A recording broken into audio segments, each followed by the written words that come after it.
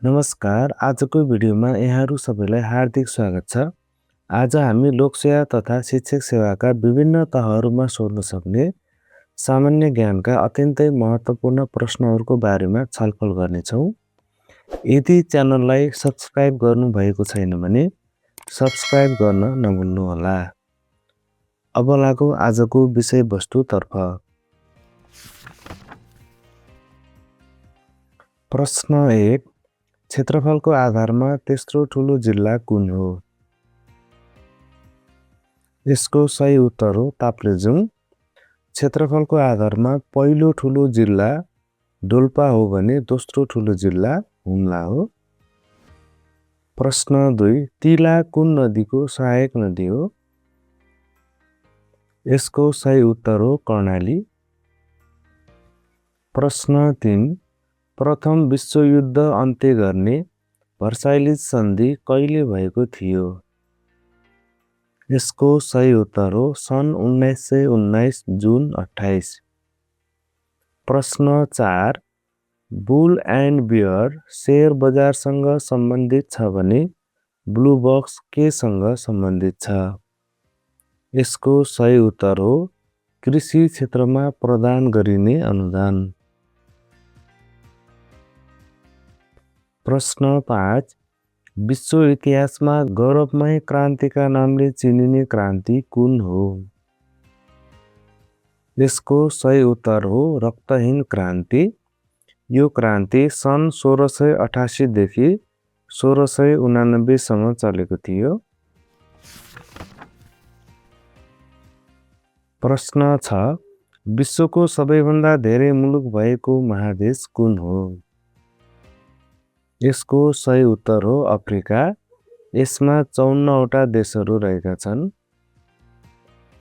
प्रश्न 7, राष्ट्रिय जनगणना 2078 अनुसार महिला साक्षरता दर कति रहेको छ? यसको सही उत्तर हो 69.4%। त्यस्तै पुरुषको साक्षरता दर 83.6% रहेको छ। प्रश्न 8, राष्ट्रिय जनगणना 2078 अनुसार सबैभन्दा धेरै जनसङ्ख्या वृद्धि दर भएको प्रदेश कुन हो? यसको सही उत्तर हो लुम्बिनी प्रदेश। त्यस्तै सबैभन्दा धेरै जनसङ्ख्या वृद्धि भएको प्रदेश बागमती प्रदेश हो। प्रश्न 9, नेपालमा उष्ण मनसुनी हावापानी कति उचाइमा पाइन्छ? यसको सही उत्तर हो 1200 मिटरसम्म। प्रश्न 10, भाबर क्षेत्रले नेपालको कुल भूभागको कति प्रतिशत भूभाग ओगटेको छ? यसको सही उत्तर हो 4.5%। प्रश्न 11, नेपालको इतिहासमा राजाले घटाएको पर्व भनेर कुन पर्वलाई चिनिन्छ? यसको सही उत्तर हो अलौ पर्व। प्रश्न 12, पाण्डा र हाब्रेका लागि प्रख्यात राष्ट्रिय निकुञ्ज कुन हो? यसको सही उत्तर हो लाङटाङ राष्ट्रिय निकुञ्ज। प्रश्न 13, लिच्छवी कालमा गाउँका सानातिना मुद्दा मिलाउने स्थानीय निकायलाई के भनिन्थ्यो? यसको सही उत्तर हो पाञ्चाली। प्रश्न 14, विश्वको दोस्रो अग्लो शिखर माउन्ट K2 गडविन अस्टिनको उचाइ कति रहेको छ? यसको सही उत्तर हो 8611 मिटर। प्रश्न 15, दिगो विकासका 17 वटा लक्ष्यहरूमध्ये लैङ्गिक समानता जेन्डर इक्वालिटी कतिऔं लक्ष्यमा पर्छ? यसको सही उत्तर हो लक्ष्य नम्बर 5। प्रश्न 16, पाता मेला कुन जातिले मनाउने पर्व हो? यसको सही उत्तर हो सतार। प्रश्न 17, 16औं योजनाको अन्त्यसम्ममा नेपालको बेरोजगारी दर कतिमा झार्ने लक्ष्य रहेको छ? यसको सही उत्तर हो 5%। प्रश्न 18, नदीको नामबाट नामाकरण गरिएका नेपालका प्रदेश कति रहेका छन्?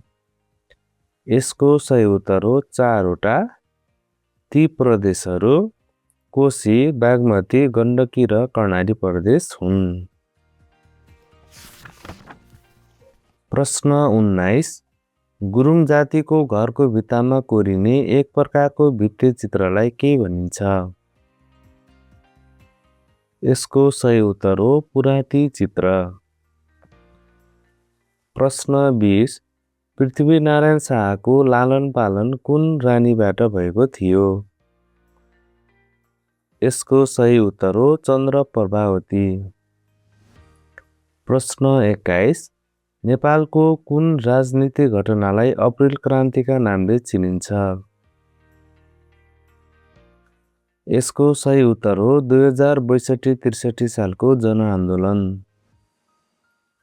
प्रश्न 22, पृथ्वीको सबै ठाउँमा दिन र रात बराबर हुने दिन कुन हो? यसको सही उत्तर हो मार्च 21 र सेप्टेम्बर 23।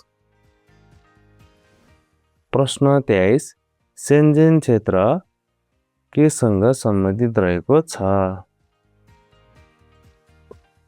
यसको सही उत्तर हो युरोपेली राष्ट्रमा स्वतन्त्र घुम्न पाउने सुविधा। प्रश्न 24, विश्वमा पहिलो पटक सन् 1972 जुन 5 मनाइएको वातावरण दिवसको नारा के थियो? यसको सही उत्तर हो द ओन्ली अर्थ। प्रश्न 25, विश्वमा सामाजिक सञ्जाल फेसबुक कहिलेबाट सुरु भएको हो?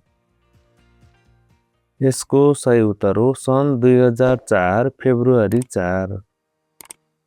प्रश्न 26, दुई छुट्टा-छुट्टै शीर्षकमा बजेट पेश गर्ने राष्ट्र भारत हो भने वर्षमा 2 पटक बजेट पेश गर्ने राष्ट्र कुन हो?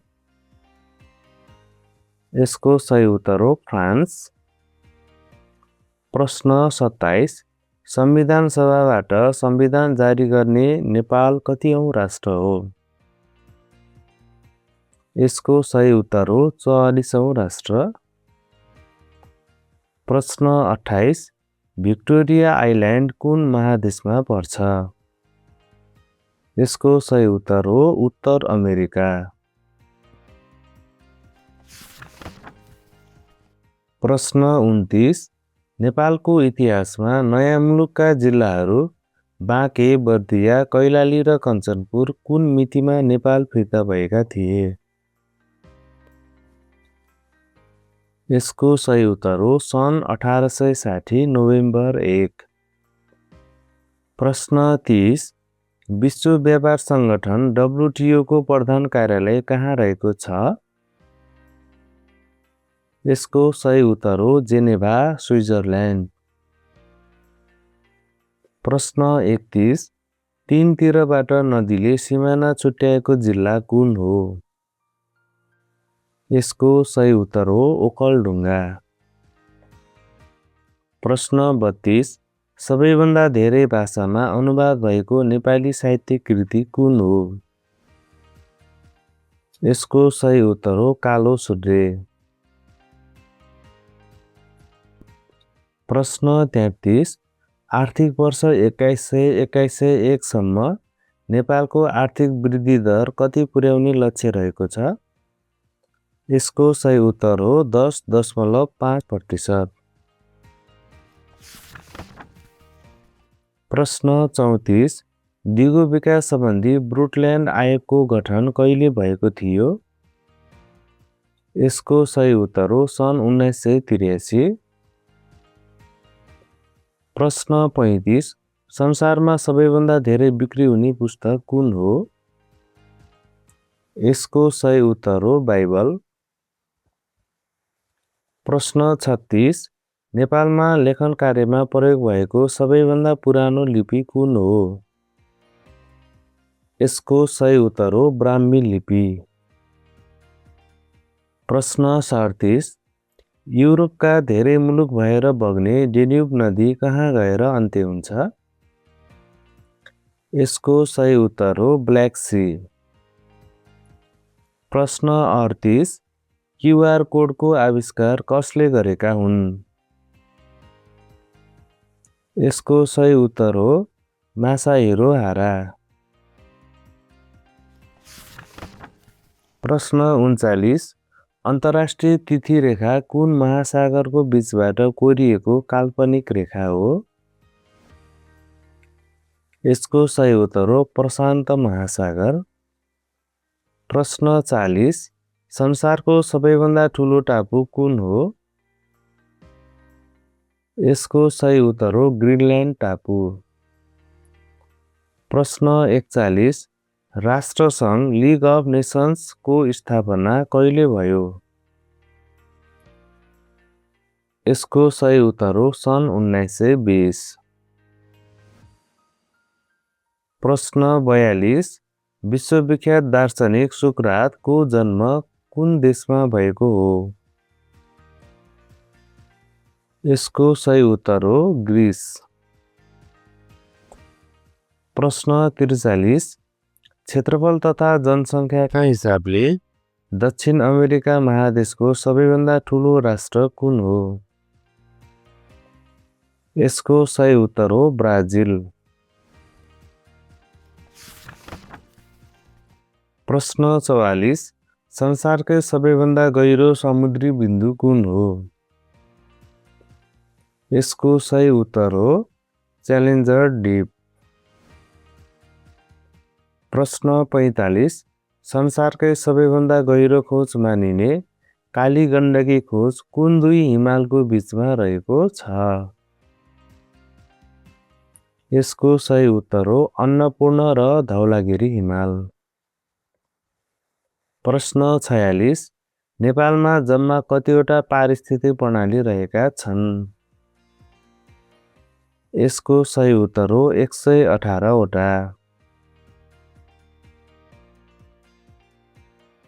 प्रश्न 47 सानो दुधालु गाई कार्यक्रम सञ्चालित जिल्ला कुन हो?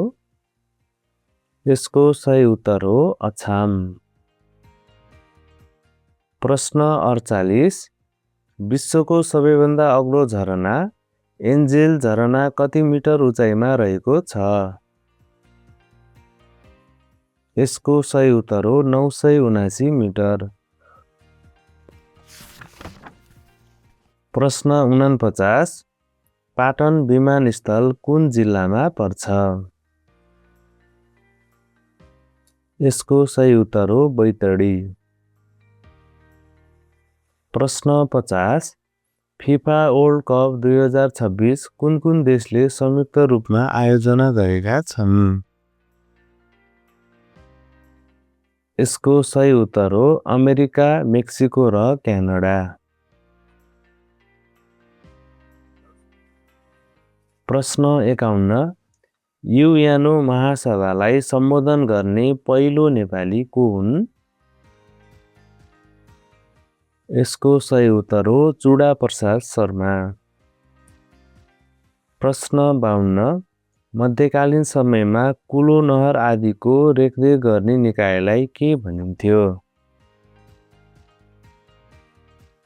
यसको सही उत्तर हो ढाल्पा।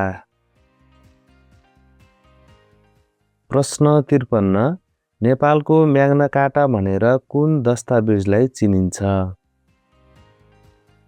यसको सही उत्तर हो प्रतिनिधि सभा घोषणापत्र 2063। आजको भिडियो हेरेर साथ दिनुभएकोमा यहाँहरू सबैलाई धेरै धेरै धन्यवाद। आजको भिडियो यहाँहरूलाई कस्तो लाग्यो? भिडियो मन परेमा लाइक, शेयर र कमेन्ट गर्न नभुल्नुहोला। हवस् त, धन्यवाद।